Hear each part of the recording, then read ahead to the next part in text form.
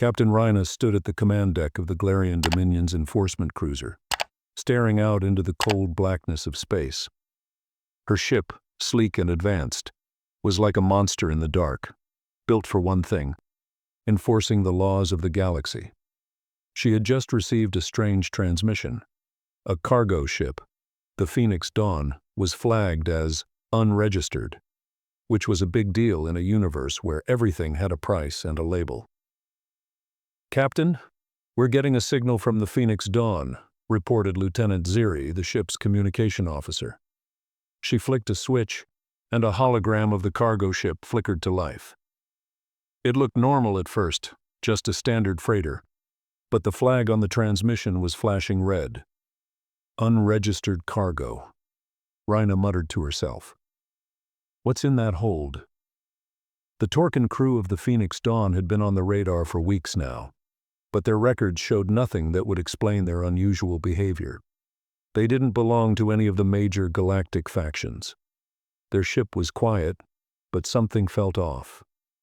Captain Ryna's gut told her this wouldn't be just another routine inspection. "Bring them aboard," she ordered, settling into her captain's chair. Her voice was sharp, cutting through the tension that filled the command deck. "Let's see what they're hiding." As her orders went out, the ship moved closer to the Phoenix Dawn. Ryna's crew was preparing the docking bay, and soon enough the two ships locked together with a hiss. The docking doors slid open. The Torkan crew of the Phoenix Dawn appeared in the airlock, looking nervous. They were tall, with sharp features and long, flowing robes that shimmered in the ship's artificial lighting. At their leader's side was a young, wide-eyed Xalith, a species known for their curiosity but also their extreme caution. "We didn't want trouble," said the Torkan leader, a tall, dark-skinned alien with deep purple eyes. He seemed anxious, glancing around as if expecting an attack. "Then why the red flag?" Ryna shot back, crossing her arms. "Unregistered cargo doesn't just happen unless you're hiding something." We didn't know how to explain," the Torkan leader said, looking down at the floor. "You see, our cargo is human." The mention of humans made the crew on the command deck go silent. Humans were a rare topic in galactic circles. Their planet was still considered a primitive backwater in the eyes of many. But in recent years there had been whispers about something strange. The human way of thinking, their unpredictable innovation and their curiosity, things that other species found both fascinating and dangerous. "What do you mean, human?" Ryna asked, raising an eyebrow. "We found something on Earth. Something powerful." The Torkan leader stepped aside, gesturing for the crew to look at the crates he and his team had brought. They were unmarked, plain, and seemingly ordinary. "What's inside?" Ryna asked, narrowing her eyes. "We didn't know at first," the Torkan leader said. "But we've been trading these beans. The humans call them coffee beans." He paused, waiting for the word to sink in. Ryna exchanged a look with Lieutenant Ziri, her brow furrowing. "Coffee?" she repeated, skeptical. The Torkan nodded. "Yes, coffee. But not just any coffee. When brewed, it does something we can't explain.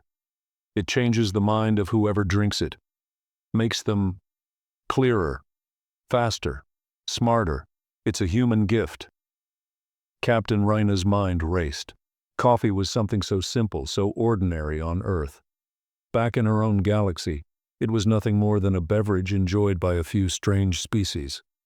But the way the Torkan leader spoke, there was something serious about this. She motioned for her crew to begin scanning the crates. "Open them up," she said, her voice steady. The crates opened, revealing the coffee beans, small, dark, and with a rich, earthy aroma. The crew on the command deck stepped back, uncertain. These weren't just beans. They seemed to glow faintly, like they carried some strange energy within them. "You're telling me this is what's so special?" Ryna asked. The Torkan leader nodded, a mix of pride and anxiety in his voice.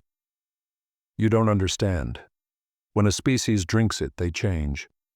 Humans have been using it for centuries, without even knowing what it could do. It's like a tool, but more than that. It's addictive. Ryna stepped closer, still unsure. And you brought this to me. Why? The Torkan's eyes flicked nervously to the Zalith standing by his side. The young Zalith spoke up. We made a mistake. We thought it was just a drink. We didn't know the full effects. But we learned, Captain. After drinking a small amount, we became faster, more alert. One of our crew members even started thinking in ways we couldn't follow. He was out of control.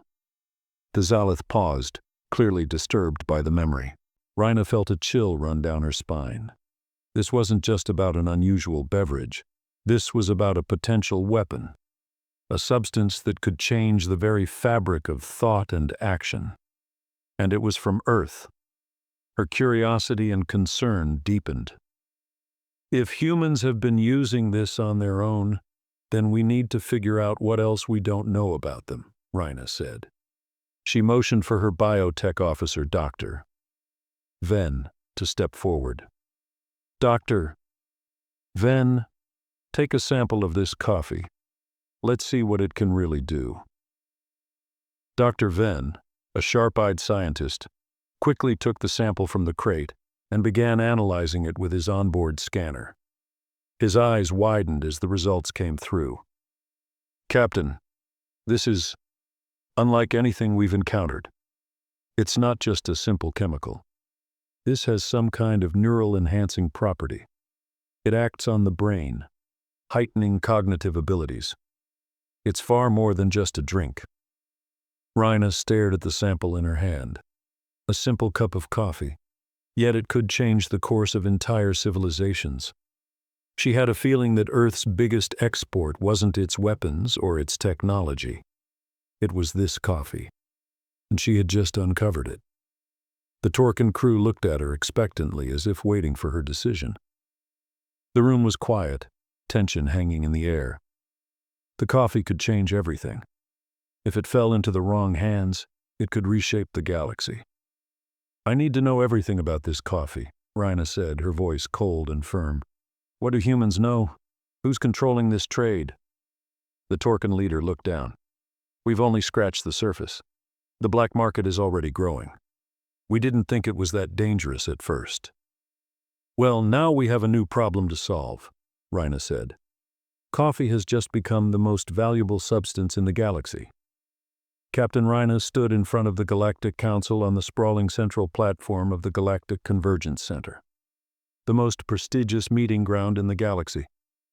Delegates from every major star system were present, their alien faces flickering in holographic form around the massive round table. The center's tall, sweeping glass windows offered a panoramic view of the nebula outside. But Ryna's attention was on the room, on the many powerful species who now looked to her for answers. The atmosphere was tense, charged with a mixture of curiosity and distrust. The human coffee crisis was about to explode beyond the small, quiet freighter where it all began. Coffee, something so simple and innocuous on Earth, had now turned into a commodity that could change the galaxy.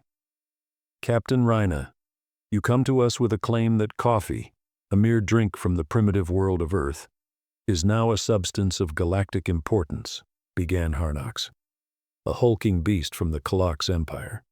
His sharp crimson eyes glowed with skepticism, his voice like grinding metal. Is this some kind of joke? Ryna's gaze swept across the table. The Zalith, a species known for their calculating minds, sat in one corner, their eyes glowing faintly, watching her closely. The Ytrills, the snake-like beings who controlled trade in several sectors, hissed impatiently. The Torkans who had first alerted her about the coffee's effects were already looking uncomfortable, their leader trying to avoid direct eye contact with the room. It's no joke, Harnax, Ryna replied firmly. I've seen it with my own eyes. The Torkans brought coffee on board their ship. The effects on their crew were undeniable. This isn't a simple beverage anymore. Coffee has the potential to enhance mental acuity, increase reaction time, and even alter decision-making processes. A murmur rippled through the room. The delegates exchanged glances, the implications of her words sinking in. Imagine, Ryna continued, a soldier with coffee coursing through their veins, faster, sharper, with the ability to outthink and outmaneuver their enemies. Imagine entire fleets of ships, their commanders operating at peak mental performance, all because they drank a cup of coffee. It's not just a drink. It's a tool of power. The room went silent. She could feel the tension, the fear, starting to grow. This wasn't just about a drink anymore. It was about a shift in the balance of power in the galaxy. Coffee had just become the ultimate weapon. Do you understand the consequences of what you're saying? A voice rang out from the Ytrills. Their long, slithering bodies shifted uncomfortably, and their leader, Vornas, a particularly intimidating specimen, hissed again. You're suggesting that something so simple could topple empires? That a cup of liquid could alter the way entire species think and act? I am, Ryna said, her voice unwavering. And the galaxy is already feeling its effects. The black market for coffee has exploded. Pirates, rebels, and warlords are already hoarding it. And those who know its true power are trading it like gold. Harnox growled low in his throat, clearly agitated. This is absurd. No one would ever— Your empire would, Ryna cut in. And I've already seen it. The Kalaks have started importing shipments of Earth's coffee. Your warriors have been drinking it, haven't they, Harnox? The Kalaks leader's face tightened, his sharp teeth showing in a grimace. How did you know that? Harnox growled, his voice sharp. Because the galactic black market has already reported it, Ryna replied. And it's not just the Kalaks, the Ytrills, the Zalith, even the Ragations, they're all getting in on it. A collective gasp echoed around the room. The Ytrills and Zalith exchanged uneasy glances. The Ragations, reptilian creatures who ruled the mining colonies in the Outer Rim, had a reputation for their ruthless business practices. Ryna knew they were already gathering intel on Earth's coffee trade. This is out of control, a voice from the Zalith faction said, the hologram of a sharp-featured Zalith flashing.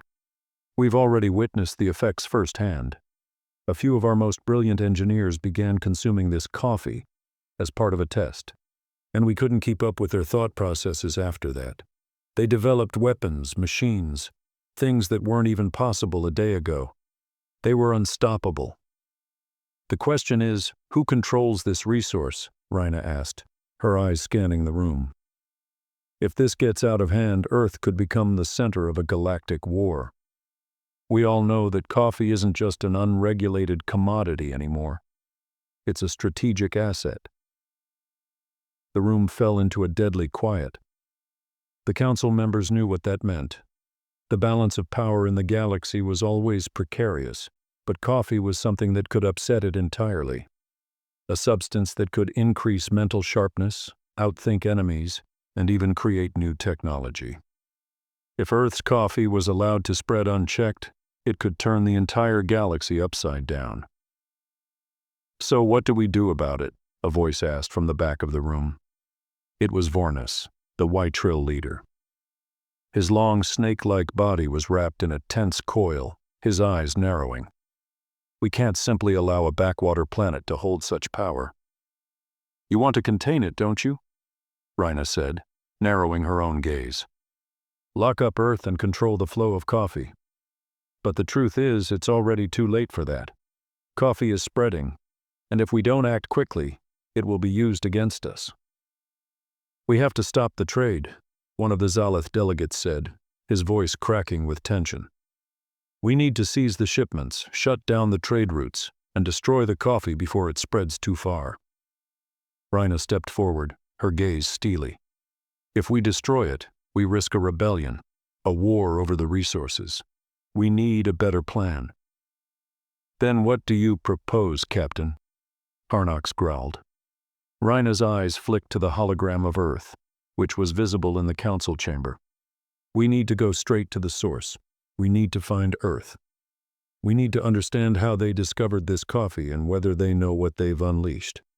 If we can control that, we control everything.